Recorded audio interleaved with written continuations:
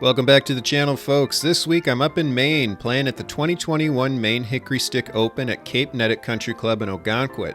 This is a cool course that's got some interesting history that we'll get into as we go. Here's the group on hand for the event.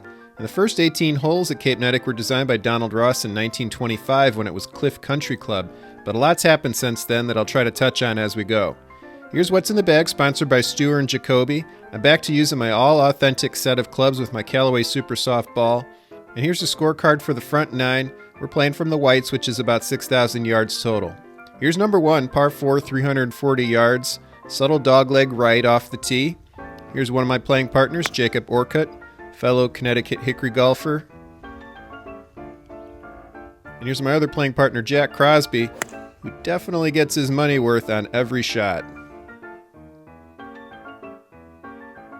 Something new here, new graphic. I'm going to start showing you my score. I figure, with my new single plane swing, I need to get a good baseline of where I'm at to see how I'm progressing. And I've had some requests for showing score. I'm going to talk a little bit later about my philosophy on keeping score. But for the sake of the videos, I think it's a cool addition, and I hope you like it too. If there's any other information you want me to try to add to that, let me know in the comments below. Or anything you want me to add to the videos, period. I'm in the process right now in the winter of adding bells and whistles to these. And if there's anything else you want to see me add to the videos or do differently, please let me know. Meanwhile, I'm having a little trouble here. I got this third shot embedded in the side of the bunker and tried a couple different angles to see what would work to get that ball out. And that was about the best I could do there. Fortunately, I got lucky there to put it close with the Hagen Ironman. Here's Jack showing that he's more than just a long ball. He's got a great short game. Jacob's not bad either with the Schenectady putter. Yeah, that was a pretty good up and down to start after the bunker fiasco. All right, moving on to number two. It's a par 3, 181 yards. Here's another great look at Jack's swing. When I see Jack swing, I think of English golfer Ted Ray, who was a contemporary of Harry Vardon and was known as the John Daly of his day. Kind of considered Jack to be the John Daly of modern Hickory golf as far as just how far past parallel he goes with the club. He's also a great example of what you can actually do with a Hickory club. A lot of people think you're going to break these things when you swing them. You watch Jack swing, and he's using all authentic clubs, and as far as I know, doesn't break shafts very often. He does, however, hit birdie putts pretty often. He's got a great short game to go with that long game. But anyway, if you're worried about breaking a Hickory club, just watch Jack swing, and you'll have confidence that you'll be all right. I don't think anybody swings as hard. I've never seen anybody swing as hard as he does. And the clubs hold up just fine. All right, moving on to number 3, par 5, 577 yards. This hole is a beast. And I have to be honest, I think it's a little too long for Hickory golf. We didn't check with the organizer beforehand, so we just assumed we were supposed to play from the whites. But in my opinion, this is just too long of a hole to play with Hickory clubs. And all three of us had a pretty rough go of it. I didn't make it any easier on myself by going out of bounds off the tee there. But there is a cool story about this hole that relates to the history of the course. So I mentioned earlier that Donald Ross laid out the first 18 holes here in 1925. It was a 9-hole course before that, and then in 1950 became a 9-hole course once again, and stayed that way till the mid-90s. When the course decided that it wanted to stretch back to 18 holes in the mid-90s, they realized that the lost 9 holes from Ross's design were protected wetlands. So they couldn't just go in and restore those holes. They had to get creative. And they asked Brian Silva to come in and see what he could do. And what he ended up doing was looking at plans of Ross's original layout and working with the existing holes and then trying to figure out how to add some new holes in the spirit of Ross's original design.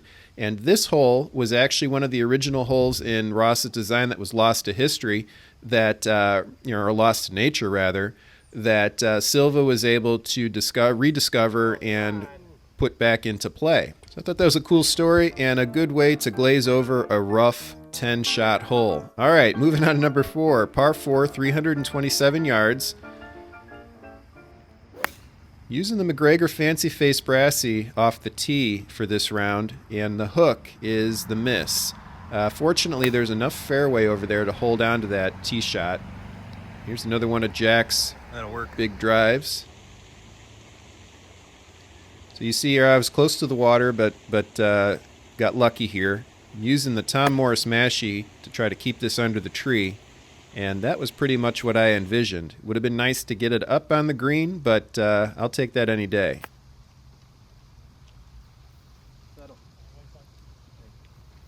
Got lucky there with the bounce to get it close and put myself in range for a par putt. It's a great putt from Jack. And a really good putt from Jacob. So after that 10 on number 3, can I bounce back with a par? Yes. All right, not too bad. Moving on to number 5. It's a par 4, 355 yards.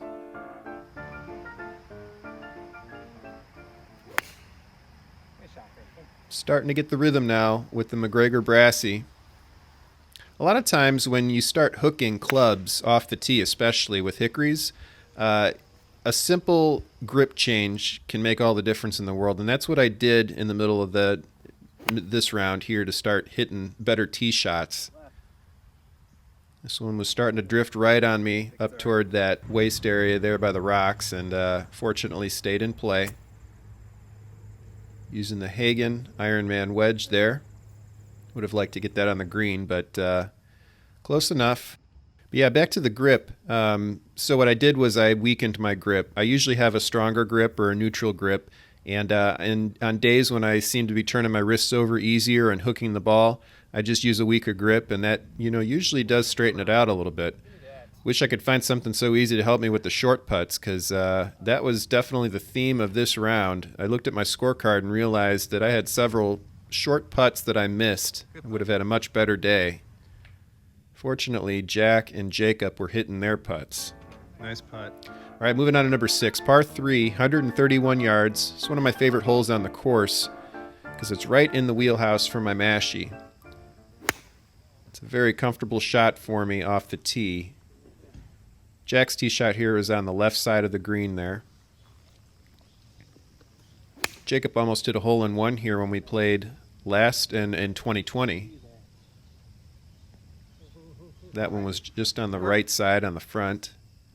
So I'm using the Tom Morris mashie. Like I said, right in the wheelhouse. Nice, easy swing. And I was real happy with that. Put me within about 7 feet. Should have taken a little more time on the read, though, foreshadowing this miss. Should have seen that. But I'll take a par. All right, moving on to number 7, par 4, 316 yards. Elevated tee makes this a shorter hole, as do monster drives like that one. So Jack has actually won the club championship at his golf course using hickories versus everybody else using their moderns. That's how good Jack has become with his hickory clubs. And he goes back and forth, but doesn't really need to. I mean, he could play hickories all the time. Get over that. That was a frustrating shot. I had to edit out some salty language there. I'm trying to keep the channel all ages. But I was using the McGregor Popular Beam Flange Mashie Niblick for the first time and just didn't give that enough. But as is often the case, when I've got a string of bad shots, something big happens to kind of bail me out. And this was a nice tap-in for bogey after all that. All right, number 8, par 3, 155 yards. This is where we have to start navigating some of the wetlands. Jack does just fine there, finding the middle of the green. I'm using the Tom Stewart J iron, which is the club I like to use for shots between 150 and 165 yards. It was on the right side of the green, but safe. Definitely got that Bryson look going on. I know it. And it gives me a chance to use my birdie graphic, even though this is a pretty long attempt. Keep going. And a poor read.